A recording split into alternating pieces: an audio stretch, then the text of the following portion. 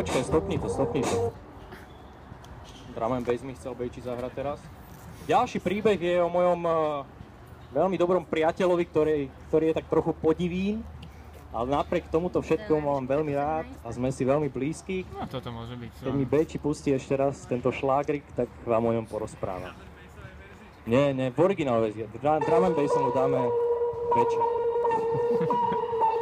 Počúvaj.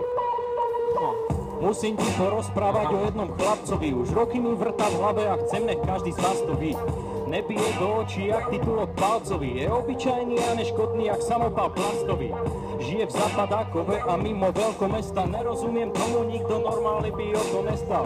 Keď sa chce spojiť s civilizáciou debil, spraví to v 10-ročnej škodovke, ktorú zdedil. Nepije jak špongy a čo je to za Slováka, ani piatok, ani sobota na bare na stojáka.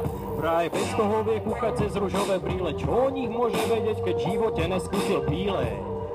Nikomu nekýda na mater, vraj je to pre ňo tabu, čo má v tej kebuli znádatej.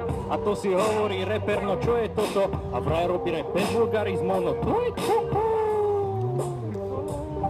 To je bul, môže robiť rap bez kokot, piča, holiča. Poviem vám príbeh ďalej. Radšej ruky podáva, jak by sa oháňal pestiami. Čo je to za chlapa, čo by ani muche nič nespravil? Nemá predstavy s cudzými ženskými, no hodno tomu verím asi, a keby povedal, že nemá rád porno. To ako fakt, teraz už vážne pochybujem, že to niečo je vôbec chlap. Asi by som pri ňom zaspal behom chvíle. O čom by sme sa asi bavili? O zdravom životnom štýle? A ešte toto, v najlepších rokoch sa zahádzuje s jednou, keď môže mať XY bokom. O čom potom, keď sa obmedzuje stropom, je jeho život. Aké má moto, čo je jeho hnací motor? Vyčípni svedomie, viera, Pán Boh pri nás. Kto by týmto detským rozprávkam veril v roku 2014? Aktualizujem zoznam, toto musí byť najmladší dôchodca, ktorého poznám. Je to veľký podivín. Bejči by vám tiež vedel o ňom rozprávať. Ja sa s ním stretávam každý deň a poviem vám, že je môj najlepší kamoš, zároveň najväčší nepriateľ. Neviem, či požehnanie, alebo skore prekliatie. Jeho život je pre mňa 5. cez 9. Niečo tu neklape, divia sa, že od nudy neskape. Premoko vo mne ako konci trakovom.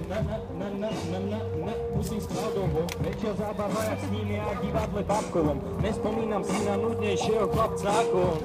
Takí by mali byť zakázaní zákonom, ťahaní za koňom alebo vyhodení balkónom. Našťastie ho bezpečne držím pod zámkom. Denne ho v zraním zrkadle, volajú ho Anton. Toto je môj chamoš. Hej. Našťastie ho bezpečne držím pod zámkom. Denne ho zdravím v zrkadle, volajú ho Antoine.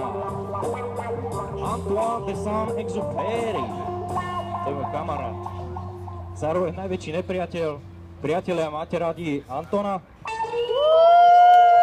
Antona, nech zatlieska, nech zapíska. Krásne. Všetci mám radi Antona. Som potešený. Krásna seansa boli. Super. Akurát sme dostali tip, že sme mali priniesť nejaké pivka, ktoré by sa